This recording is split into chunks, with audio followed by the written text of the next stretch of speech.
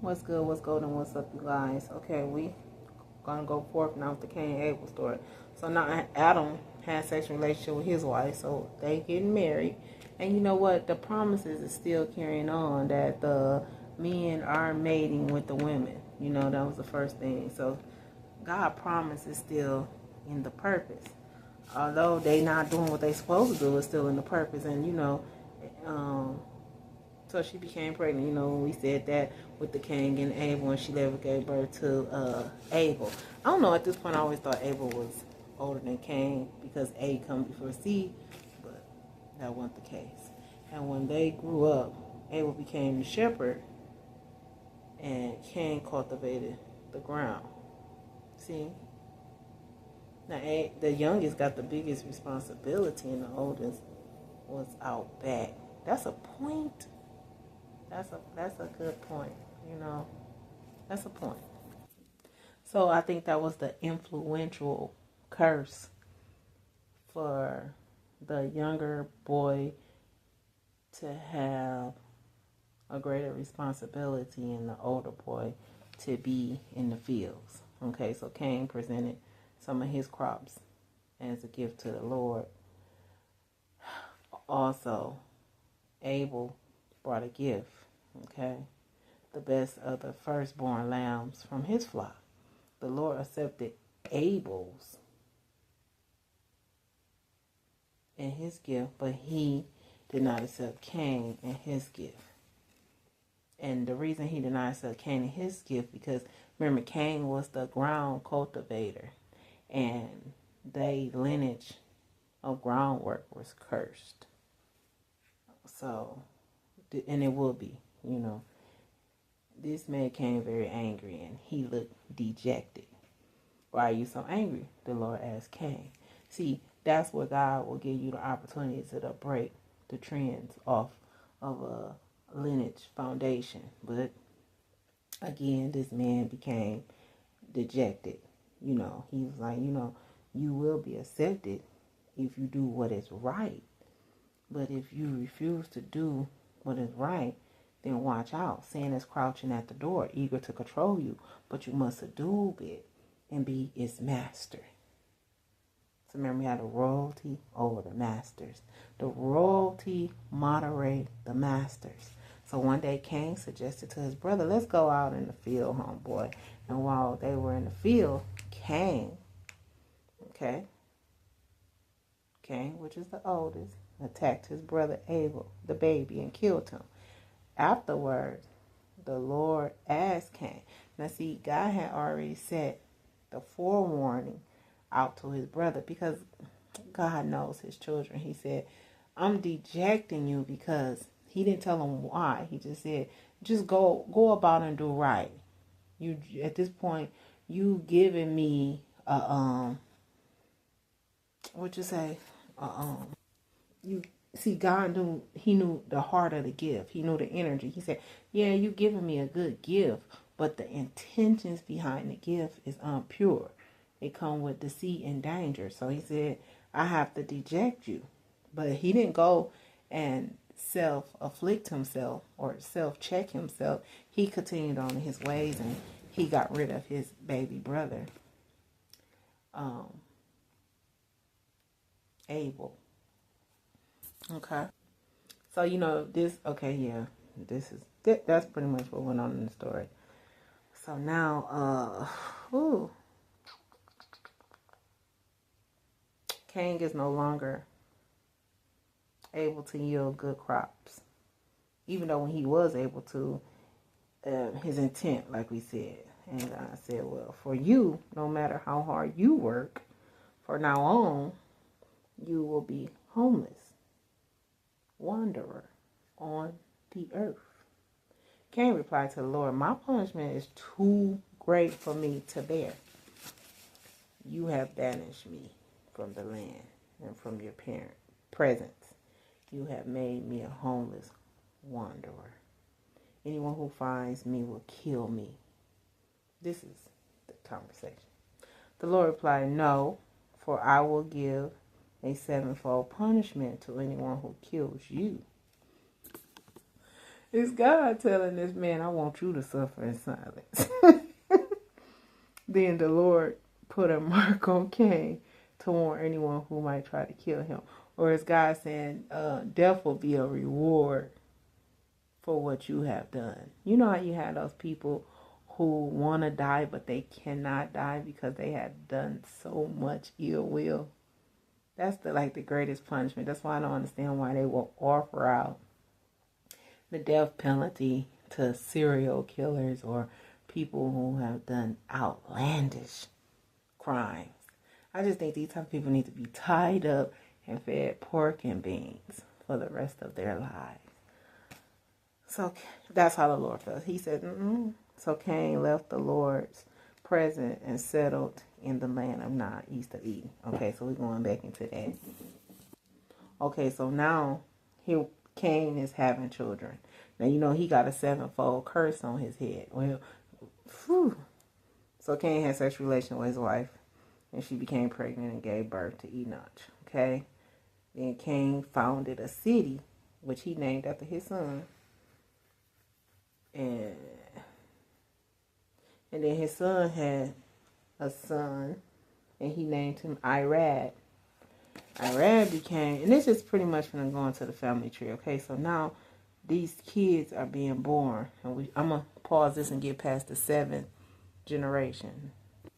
Okay, so along Cain descendants, the descendants of Cain being born, one of the sons or grandsons took upon himself 2 wives. And Lamech said unto his wives, Adah and Zillah, hear my voice, ye wives of Lamech, hearken unto my speech, for I have slain a man to my wounding, and a young man to my hurt. If Cain shall be avenged sevenfold, truly Lamech 70 and sevenfold. This man has decided after marrying, Lamech has decided after marrying these 2 women and giving them children throughout their womb that he killed the man who he claimed attacked him. And he said the young man wounded him, and he knew the curse his father had hold. Now, all of them are gifted. They ground keepers, sheep keepers, cattle keepers, and they live in tents. So this man has decided, y'all know what this lineage was built off of, and y'all know the plan of budgeting we had if something happened to Cain, my father. So, being as though that's my father, remember, no matter what he do, he cannot be touched, because a man will be punished 7 times. So being as though that's my father, if I'm touched for killing this man and wounding this man, and I'm telling y'all this, that means whoever decide they want revenge will be killed 77 times. Even more than the punishment of someone trying to hurt my wicked father, who killed his brother, who would have been my uncle. Okay, so I guess the world is Adam and Eve. I don't know what they were doing, but now they have come back into the story, and Adam had sexual relationships with his wife again. Now, y'all know we done went through generation after generation, children been born and all, and she gave birth to another son. She named him Seth. For she said, God has granted me another son in place of Abel, whom Cain killed. When Seth grew up, he had a son and named him Enosh. At that time, people first began to worship the Lord by name. So this is the book of the generations of Adam. In the day that God created man in the likeness of God made he him, male and female. Made he him, male and female. Created he them and blessed them and called their name Adam in the day when they were created. And Adam lived 130 years and begat a son in his own likeness after his image, and called his name Seth. And the days of Adam after he had begotten Seth were 800 years. We look at that as, wow, 800 years in cultivation. I'm not sure if that's a blessing or a curse during those times. I cannot say. But according to what God had put before man, this is a curse to live so long and be tending to the grounds when you was just supposed to be walking upon them and going about your way with no worry of good and evil. So he begat sons and daughters. 800 years. Woo. And all the days that Adam lived were 930 years. And then he died. And Seth lived 105 years and begat Enos. And Seth lived after he begat Enos 807 years. This is important, I guess. Okay. And begat sons and daughters. And all the days of Seth were 912 years, and he died. Okay, let me pause this. Okay, so after reading the book of the generations, the energy felt like a protest. Honestly, it felt like a day by day by day protest. And some of the protests led up to 800 years for disobedience. They was cursed. It wouldn't have been a bad thing to live that old, but under the circumstances, they did not have victory. Okay, so then on the flip side, this is the written account of the descendants of Adam. When God created human beings, he made them to be like himself. He created them male and female. And he blessed them and called them human. Yeah, okay, so that's what they say. Oh yeah, you got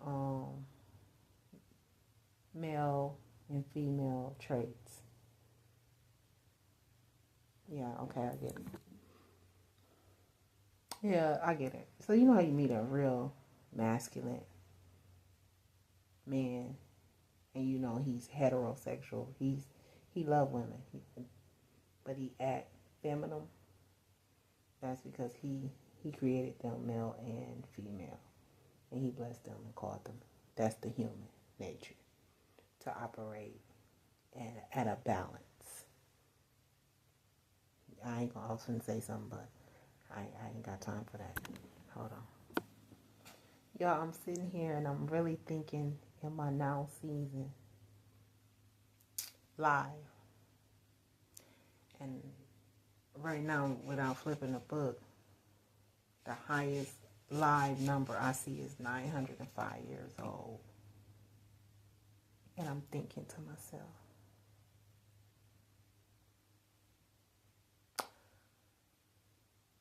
this is what is meant when it said you will have to keep returning to get it right. Because remember, the story broke off.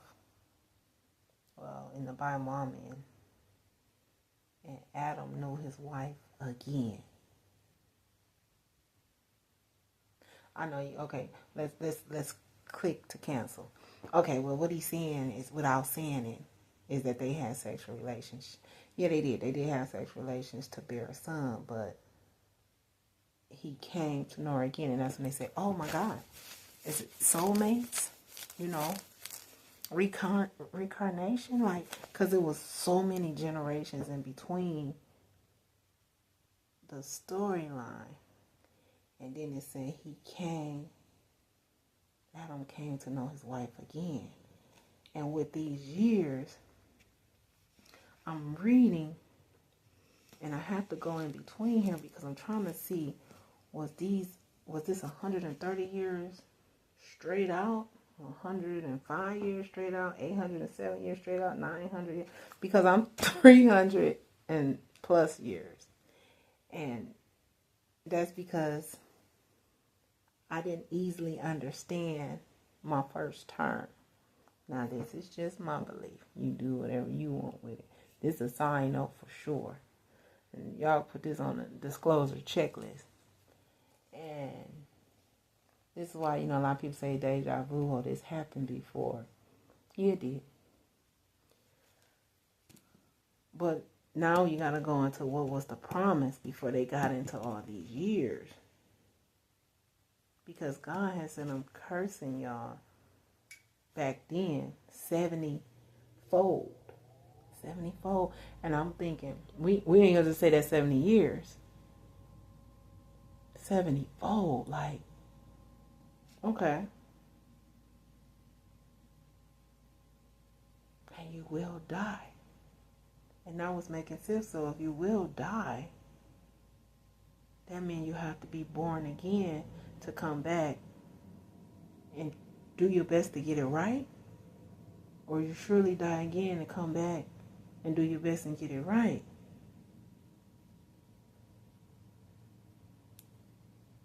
This thing is falling into deep temptation. For certain. Oh my goodness. It is safe to take the pinpoint out. This thing has to continuously manifest itself out. Because, oh my goodness, I want to speak in tongues at this point because, Lord, God, as I'm under a cursed lineage, okay. Yes, you can get out. Because remember when he said, what if they want to now, after being called humans, partake from the tree of life? So they got to get back to his life. Yo, it's a whole 1, 2, 3 chapters of how this curse just kept rolling and rolling. It was like in the 8th, like in the cycle of 8. Like, these people just didn't get it. All they referenced and hold on to, hour by hour and minute by minute, what I say, see, if one day is equivalent to 1,000 years to the Lord, only thing this generation was holding on to was their forefathers. Y'all see how we get so clenched on history to where we get lost in poverty and we have no movement into legacy of changing a cycle that came, it did, and it passed, it did, but it was just supposed to be that, and we're still trying to carry the torch.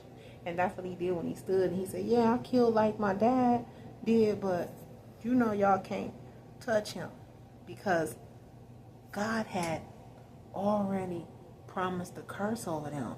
But it was at that point when whatever Lamech had come into contact with, that he claimed he had the wound and kill. We don't know. It's a drop off. It just say what went on and he confessed his sins and he told everybody, look, this is just how things gonna be. No, not certain. And I overheard one of the readers say, sometimes it's time's up for free will.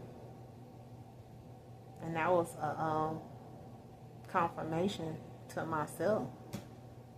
Because a lot of people say, oh no, time is not a part of man.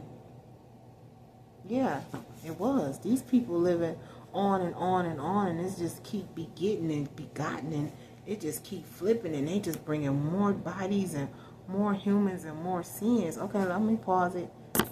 Let's gather. Bring the ants in. Bring more ants in. Okay, I just want to read this tidbit. And it came to pass when men began to multiply on the face of the earth, and the daughters were born unto them. Okay, yes. If God said it, it's a done deal. It was a sevenfold curse, and it has come to pass. And I'm going to back it up, just a paragraph. Now, all the days of Lamech were 777 years, and he died.